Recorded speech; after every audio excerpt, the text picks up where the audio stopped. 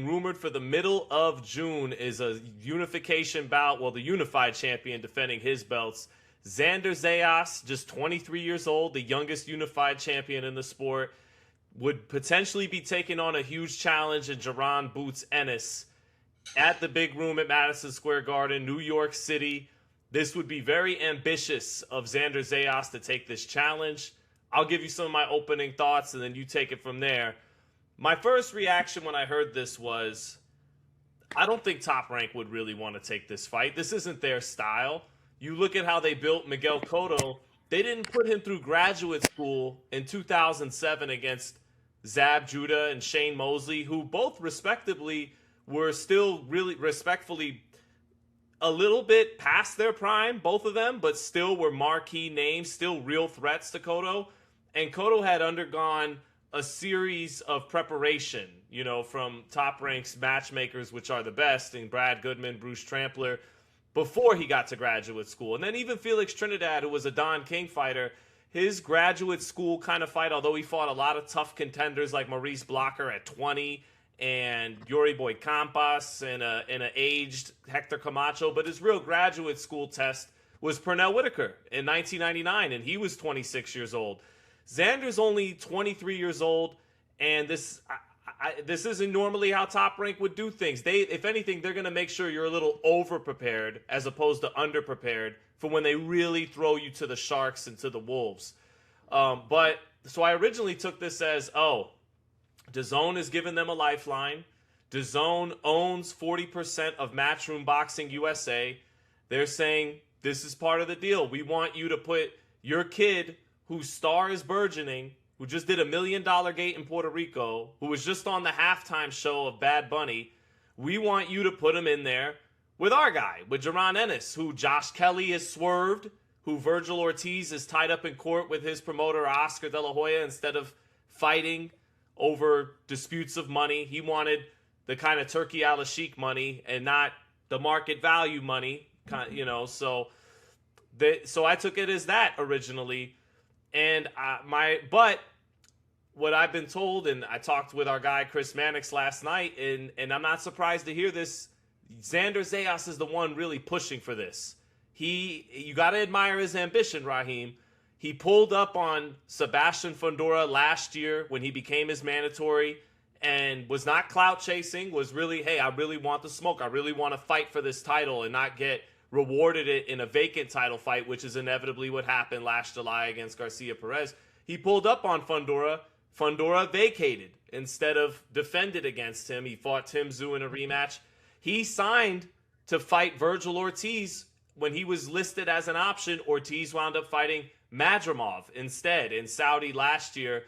So this is on brand for Xander Zayas, and you got to admire his ambition. And so with that said, now I'm like, okay, so it's not really DAZN strong-arming Top Rank or anything. This is Xander Zayas potentially wanting to smoke. I'm still skeptical about it actually happening because it's a little bit much for Zayas, but I'd love to sink my teeth into the fight. But before we do, what are your opening thoughts about this potentially going down in June? Xander Zayas, the last time the world saw him, really the first time the world saw him, was halftime at the Super Bowl with another Puerto Rican icon introducing him to the entire globe of sensational stardom as a Latin fighter.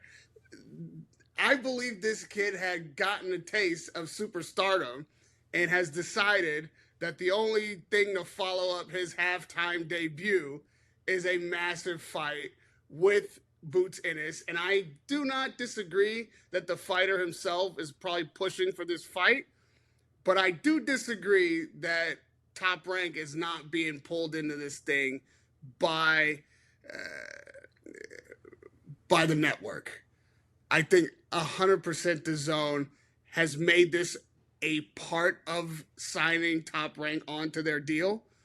I think Eddie Hearn has absolutely put his finger on the scale because as soon as Top Rank signed, you think immediately it was a co-promotion. You've seen memes and such where it's as if Eddie Hearn is in the role of CEO for DAZN. He couldn't wait to celebrate this signing. We all saw the Ortiz fight go to shit, and they can't afford another Boots Ennis fight to fall out that fans are anticipating and wanting. This is the pivot for fans. Fans won't argue or complain about this if they get Xander instead of Virgil.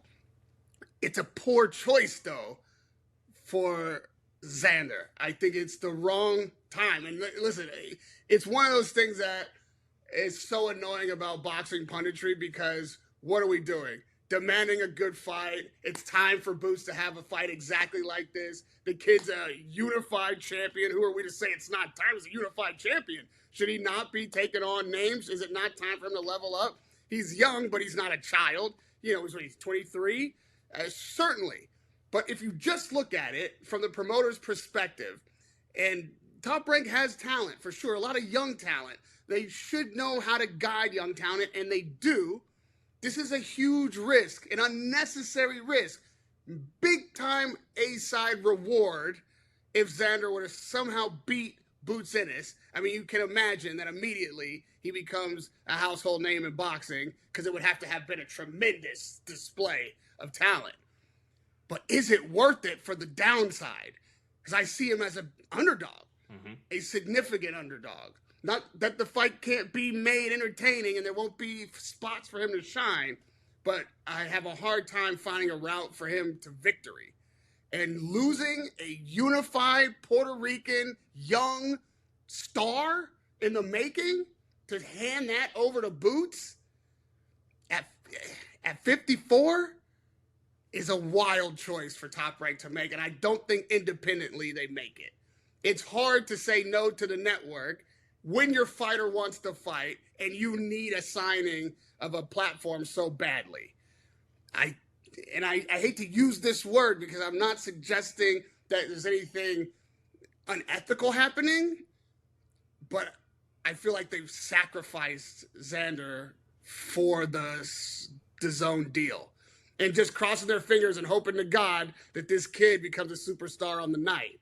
But there's no way this makes logical sense for Top Rank. And especially after what Turkey, Jaron Anderson, especially after what Turkey did with Jaron Anderson. If you don't know the story, I know you know it, but I'm talking to the fans. If they don't know the story, Bob Arum, Top Rank, absolutely did not want Jaron Anderson to face Martin Piccoli. Turkey went straight to Jared, offered him, in Bob's words, more money than he'd ever seen. And Jared, being the fighter, being the guy who thinks he's untouchable, invincible, can do anything, can't turn down that kind of money, thinks Bob's doesn't have the confidence in him, makes the deal directly with Turkey, goes in there and gets destroyed by Martin Piccoli, and we haven't seen the man in the ring since. And I've seen him one fight, which he went through the motions, and it was buried on an undercard. Yeah, I didn't say he hasn't been in the ring, right? But we haven't seen him. Right. And I have seen him outside the ring, and he almost looks like a shell of himself behind his eyes. That might be a conversation for another day. I do hope the man gets back and builds better, but I'm trying to tell you, that fight destroyed him. Confidence, momentum, status, the whole thing destroyed him. And that kind of thing you can't risk happening to young, talented fighters. Dare I say, fighters far more talented. Jesus, why does his name keep escaping me? Jared Anderson. Far more talented than Jared Anderson. That's what Top Rank is risking by putting Xander into this fight. And I don't know if there is a good argument on the Top Rank side for making this fight, other than it's what we had to do to get what we wanted. Yeah, this is what we have to do to get the lifeline when we were without a network and that kind of thing. And you're right. I mean, Zayas may, alongside Emiliano Vargas and Keish, I think he is. I think between Keyshawn Davis, Emiliano Vargas, and Xander Zayas, those are their three prized pupils, the three kids that can really move the needle for the next 5 to 10 years going forward. Zayas may be number one out of all of them, because like a Manny Pacquiao, like a Felix Trinidad, like a Miguel Cotto, even though some of those guys did, a few of those guys did cross over to a degree, especially Pacquiao and Trinidad too. But what I'm saying is, when you really have a whole country behind you and you get that whole basically that entire ethnicity to tune into you, you don't necessarily need the crossover Mo and Joe and regular people walking down the street and at the mall to necessarily know you, because the entire support of that base is so economically viable that you're good. If only Puerto Ricans watch you, there's a lot of Puerto Ricans in Puerto Rico and on the East Coast. If you get a big fat chunk of them to buy the pay-per-views and sell out the Garden time and travel to Vegas, which they did for Cotto and Trinidad, you're good. You are a legit certifiable star who moves the needle. And Zayas is headed there with or without Jaron Ennis. That's why I think what you're getting at, and what I would agree with, is it's an unnecessary gamble. It's not a necessary gamble. It's not. You don't need this Ennis fight in the equation to become the Puerto Rican fighter that is the successor to Cotto and Tito, and to sell the Garden. At some point, you need to take that fight, but not right now. And Top Rank, they're very realistic. I remember back when Zayas was calling out Fundora, people around that company confided to me, Raheem, they go, we don't really think he could beat Fundora right now. No. He goes, but the kid wants to do what he wants to do, and they were probably happy that Fundora vacated. But that does speak to Zayas's character, that he, every single time, with Fundora, with Ortiz, and now with Ennis, raises his hand. I want it. Like you said, Ennis is a very solid East Coast attraction. He has sold well in Atlantic City and pretty much has sold out where the Sixers play in Philadelphia.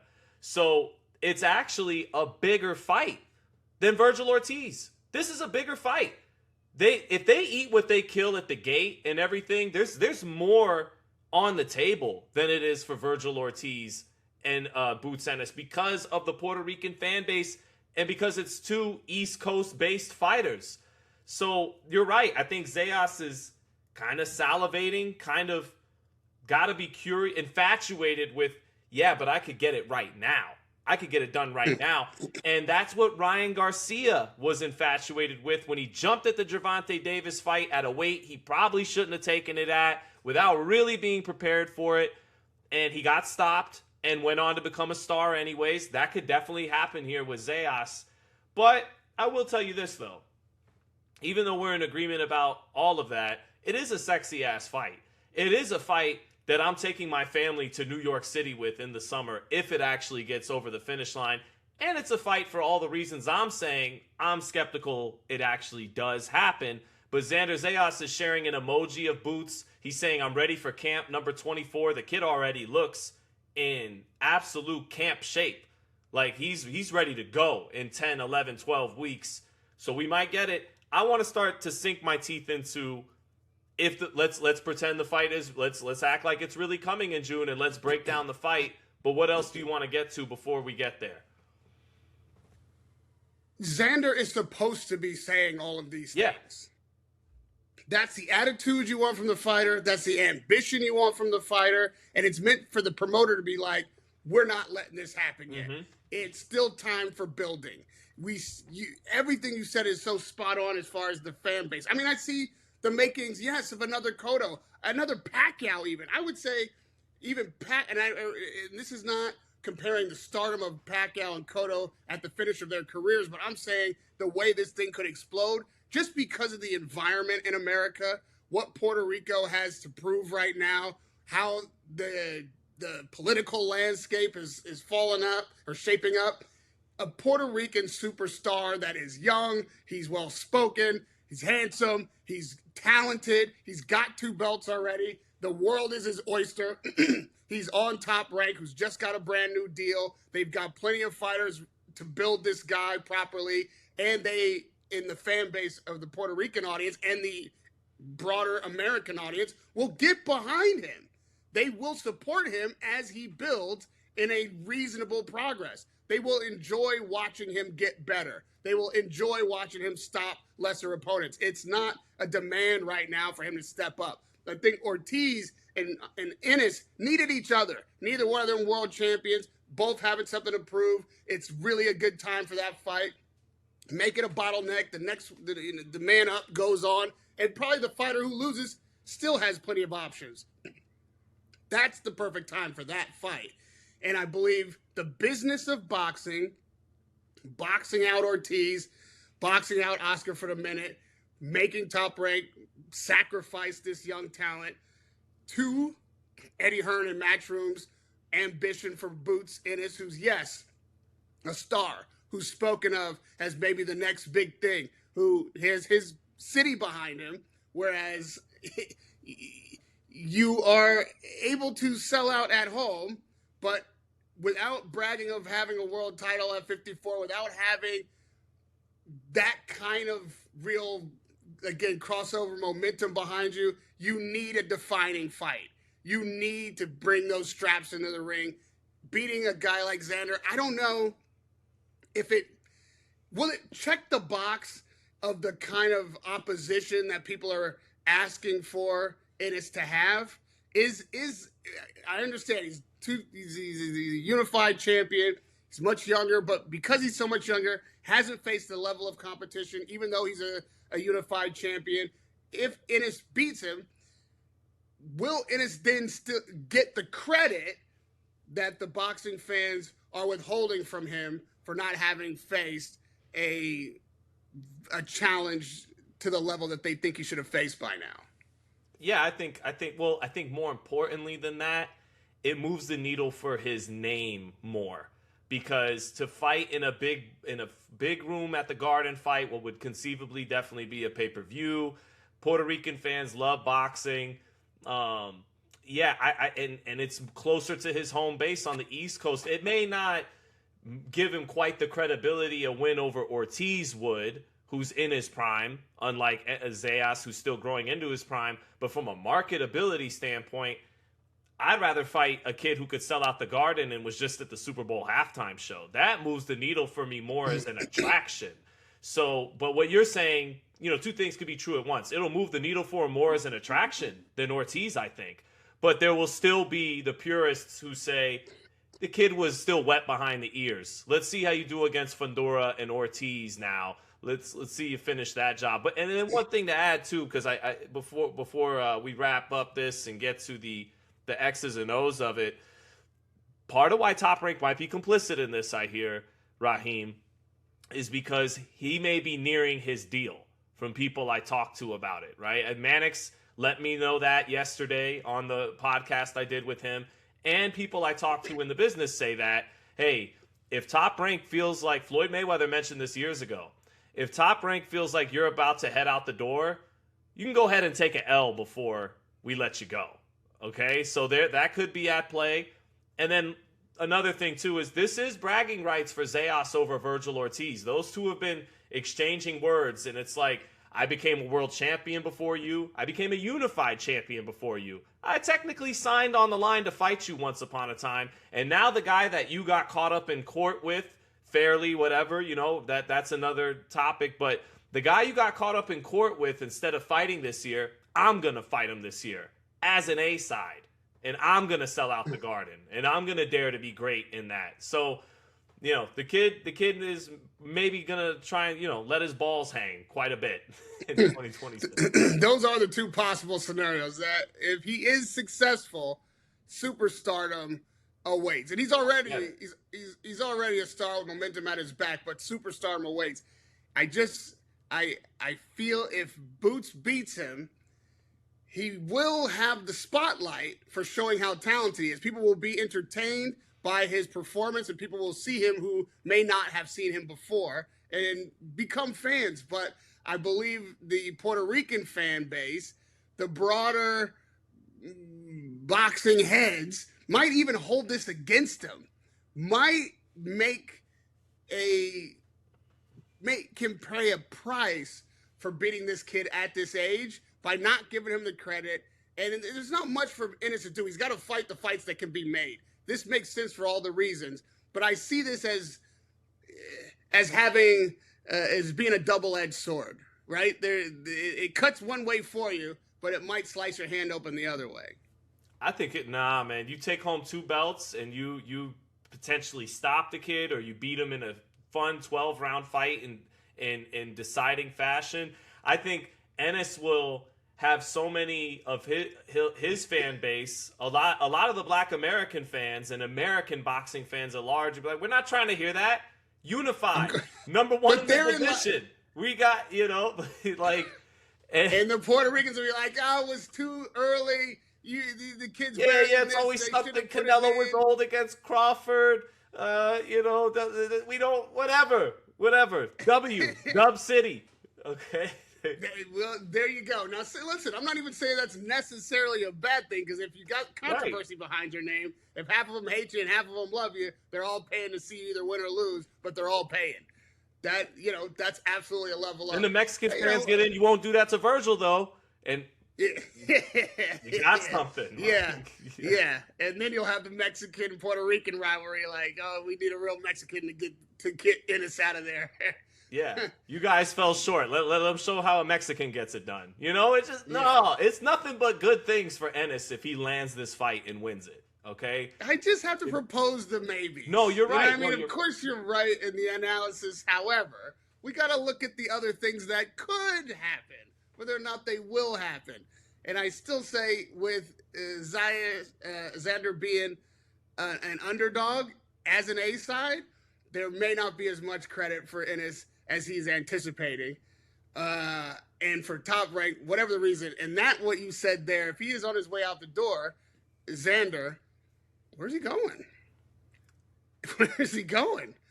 And if he is leaving and they're doing him like this, then it makes sense, because that's the sacrificial lamb to get the deal that they want. And if he wins, then they put a great package in front of him to keep him. Mm-hmm. And if he's already on the way out the door anyway, then c'est la vie, we got everything that we could out of him. Yeah, and again, to your point, Cotto sold out the Garden in 2005 against Muhammad Abdullayev. Like, Cotto was able to fill the big room without having to even get to Zab Judah and Shane Mosley. So again, it's a gamble for sure, but you got to admire the kid if he wants to really follow through with it. Let's get into the fight itself. So I'm with you. I favor Ennis. I think Ennis is more powerful. I think he's more creative and dynamic. He turns his punches over in a manner that produce more power from his technique. He's one of the most underrated, except to heads that really pay attention. He's one of the underrated body punchers in the sport. I think he's one of the best body punchers in the sport. And he has a myriad of combinations and a punch selection from both stances. He has some of the fastest hands in boxing, some of the quickest hands too, whether we're talking about fast or quick. He's got both. He has heavy hands and snapping power. He is, to me, an exceptional talent. Unproven for the age and number of fights he's had, but still an exceptional talent, a special talent, a very dynamic talent. And for those reasons, I would call him the favorite. He's also more in his prime than Zayas. That being said, I think there's some holes there that you can find for Zayas to have a path to victory. Zayas is a fighter that's always told me that he prides himself on his IQ. He feels that's his best attribute. And a lot of fighters will do that. And I've had a theory for years that it's because they like to downplay their physical gifts. To them, to highlight one of their physical attributes is to take away from the hard work and the mind that it takes to be a championship level fighter. So I think a lot of them try to steer you away from that, when in reality, it's like, Floyd, you're also blessed with cat-like reflexes better than everybody else. You also were blessed with a pair of hands faster than everybody else, basically. Well, not Zab Judah. Okay, one guy you fought who was maybe as fast or faster than you, but basically everybody else. But what I'm saying, or your real gift is your power, is your volume, is something more we can point to in the physical realm. Zayas, though, I think he might be right. He is a very sharp, disciplined boxer. And I'll get to that discipline in a second. But he is an intelligent fighter. And Jaron Ennis, sometimes he does a little bit of what they call in basketball hot dogging. And that means, over dribbling. You already got the guy beat, and then you snatch the handle back just to cross him over again. And, you fall in love with your sizzle over your steak at times. And Ennis is also at times a splash player, like they say in football, on defense. Meaning sometimes you get a cornerback who will get a pick six and take it to the house. But then on the next play, he'll get burnt for a touchdown. And they're really good at making splash plays. Sometimes that's Ennis on defense. He'll have a sequence where, oh my God, did you see the fluidity of the head movement and the reflexes? And then the next sequence, he's getting caught with shots maybe he shouldn't get caught with. He's admiring his work a little bit too much on offense. He's trusting his chin too much to where I'll take that and he'll roll it a lot of times, but the chin is exposed and I'll punctuate. I'll eat that shit and roll it and bomb and finish because I got the heavier hands. I got the heavier artillery. But in fighting for most of his career overmatched opposition, bad habits may have taken hold on him. And we're to assume a lot of times when he fights a Virgil Ortiz, when he fights a Xander Zayas, when he fights a Fundora, he's going to tighten it up. And he did to a degree against Romain Villa, against Stan Jonas in his biggest fight to date. But he still took shots in those fights too. And maybe just that's who he is. He gets caught. Some of those bad habits are there to stay. And another thing, like I said, with the falling in love with the sizzle over the steak, one thing Zayas isn't going to do is stray from being technically sound. He can't afford to as much as a Jaron Ennis. Ennis like a Roy Jones kind of talent. He's not proven to be a Roy Jones yet. I get that, audience. But like a Roy Jones talent, like a young Ali, like Pacquiao, they can run red lights. They could get away with doing things other fighters not as gifted can't do. But Zayas, who's gifted in his own right, who's a hell of a boxer in his own right, is going to never stray from being technically sound. He's disciplined. And sometimes Ennis isn't disciplined. He got frustrated in the Karan Jukajan fights, and that shows sometimes a lack of a mental discipline in these fights. So you look at little things like that, and then like Matt Damon said about Bitcoin, right? Fortune favors the bold sometimes, Raheem. And maybe there's a little bit of that on this kid's side. So he could exploit, he has the mind and the discipline to exploit some of the bad habits that Ennis tends to fall into as a pattern that lesser fighters haven't been able to do so. And he is studying, if this fight gets signed, he will be studying those habits. His trainer, the underrated Javier Centeno, who was a disciple of Angelo Dundee, they will have a game plan for Jaron Ennis. So I don't count him out. I favor Ennis, but I don't count Xander Zayas out. Alexander Usyk famously said, "I am not motivated, I am disciplined." That discipline has won him fights in which beforehand you could have considered him overmatched in size. You could consider him overmatched in punching power. Never could you say he was overmatched really in skill or mobility, but we thought that maybe Tyson Fury would give him some issues with his own mobility and again, size.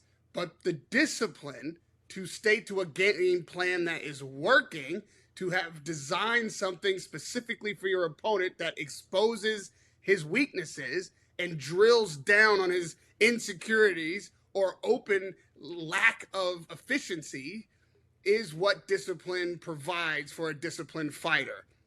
Now, a 23-year-old Xander is going to need what you like to call his man strength. As disciplined as he can be, as open as Ennis will be at times, for maybe a myriad of reasons, not the least of which is you have to prove to him that he needs to be defensively responsible. He's not just going to assume that out the gate.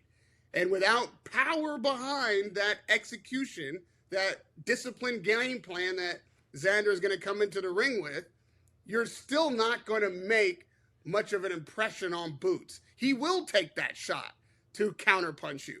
And then he will pivot and then hit you from an angle and then look at his work and lick his tongue out at the crowd and get back to work and make you as frustrated as you could possibly be while your game plan is kind of working. That is the hurdle that a young champion now has to overcome.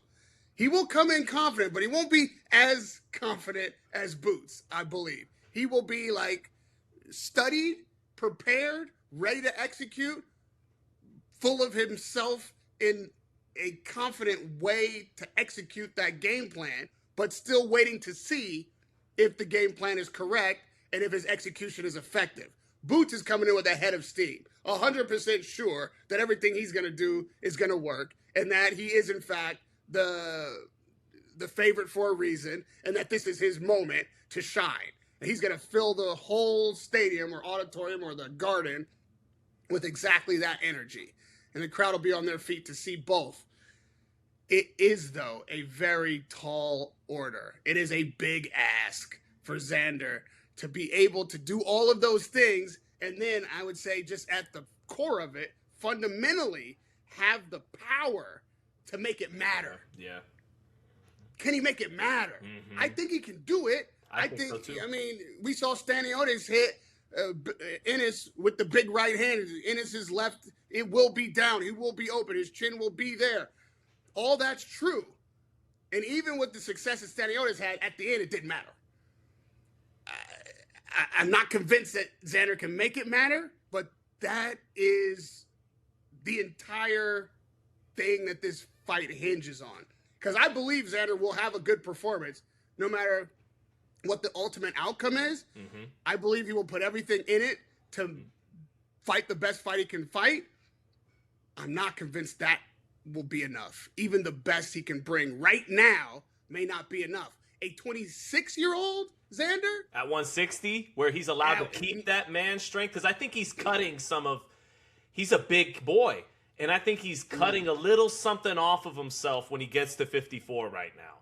So, yeah, a 26-year-old Zayas at 160, different. Filled out, couple more years of experience, working, getting that natural strength behind you, having, like you say, that little bit more 6 pounds of weight. That's a different fighter. That's a different fight. But by that time, when we're looking at a 40-year-old Ennis who still hasn't had his massive fight yet, that's not going to be something that Ennis can wait on. So, yeah, this is kind of a classic young champion, maybe not ready yet, but does have the skill set, is disciplined, has to make it matter if it can work. The flamboyant, young black, still young enough, fights young, doesn't fight like an old man, black fighter with all the sass and pizzazz and style, and needing, though, to make that matter. It's a lot of hat and no cattle, as they might say down south. Believe me, a Texan knows that term. It's time for that hat to bring the cattle. It's not just enough to showboat through your whole career. You're going to need some substance wins. You're going to need some straps. You're going to need to put those fights on that people don't think you can win. And this is the road to that. He's got to he has to become the guy with the target on his back and then fight those fighters who are coming for your gold. And right now, it's Xander who has the gold that can level up Boots Ennis and make Boots Ennis the target and go on to prove that all of this showboating actually has some substance to it, actually is warranted, and not just as Wesley Snipes in, White Men Can't Jump. You're not just trying to look good doing it. You can actually play this game.